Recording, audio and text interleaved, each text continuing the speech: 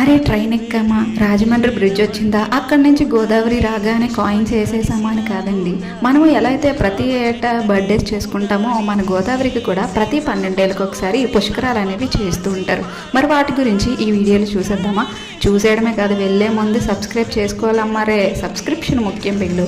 So వీడియోలోకి వెళ్ళిపోతే, మన భారతదేశంలోనే అత్యంత పవిత్రమైన నదీ ఉత్సవం ఇది. ప్రతి 12 ఏళ్ళకు ఒక్కసారి వచ్చే మహా అద్భుతం.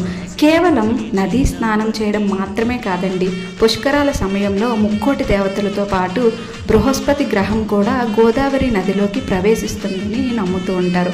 ఈ 12 రోజుల్లో గోదావరి తీరంలో పితృదేవతలకు తర్పణాలు ఇస్తే వారి ఆత్మకు మోక్షం లభిస్తుందని మరియు వంశానికి పుణ్యం కలుగుతుందని పురాణాలు చెబుతున్నాయి.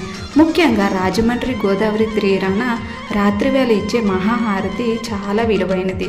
మరి మీరు ఎప్పుడైనా గోదావరి పుష్కరాలకు వెళ్ళారా? వెళ్ళినట్టయితే కామెంట్ చేయండి.